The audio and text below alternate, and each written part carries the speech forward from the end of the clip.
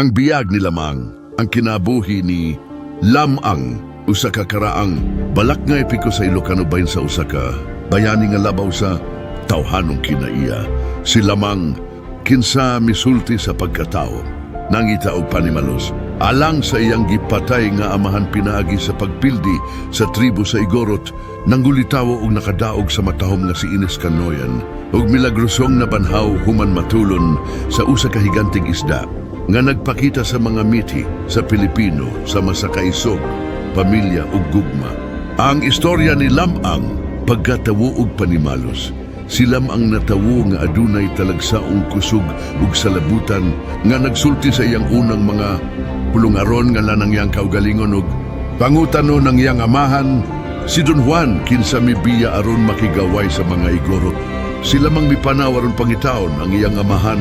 Nakita ng iyang ulo nga gipakita sa usa ka tusok ug naginusarang gipatay ang tibuok tribo sa Igorot aron panimalos kaniya. Gawas sa usan nga nakaikiyas aron isulti ang iyang gahom. Pagpangulitawo kang Ines, silam ang unya nangita og asawa nga mibiyahe ngadto sa kalanutyan aron pangulitaw sa matahom nga si Ines Canoyan. Nagatubang siya og mga kaatbang.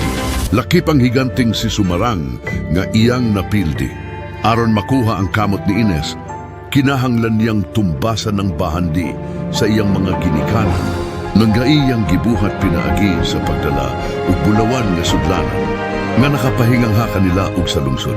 Kamatayon ug pagkabanhaw atol sa kumbira sa kasal, usa ka ritual ang nagkinahanglan kang Lamang nga mulagoy sa suta. Samtang naligo siya gilamoy sa higanting isda nga berkakan o rarang. Milagro nga pagbalik si Ines uban sa tabang sa matinud-anon nga binuhing manok ug iro ni Lamang. Nagtigom sa iyang mga bukog gikan sa salog sa suba. Ang manok mitugtugaok, ang iro miuwang, ug si Lamang milagrosong natawo pag-usab ug nabuhi pag-usab nga malipayong nagpuyo uban ni Ines. Mga pangunang tema ug kahulugan, pamilya ug pagkamaunungon.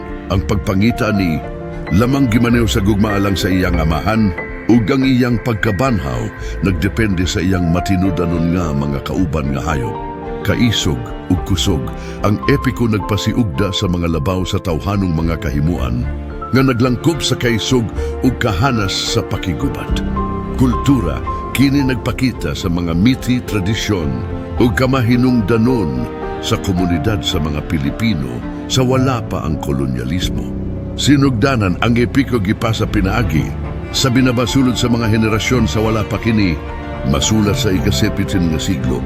Nga sagad giilan nga iya sa butan nga Ilocanong magbabalak nga si Pedro Bucaneg.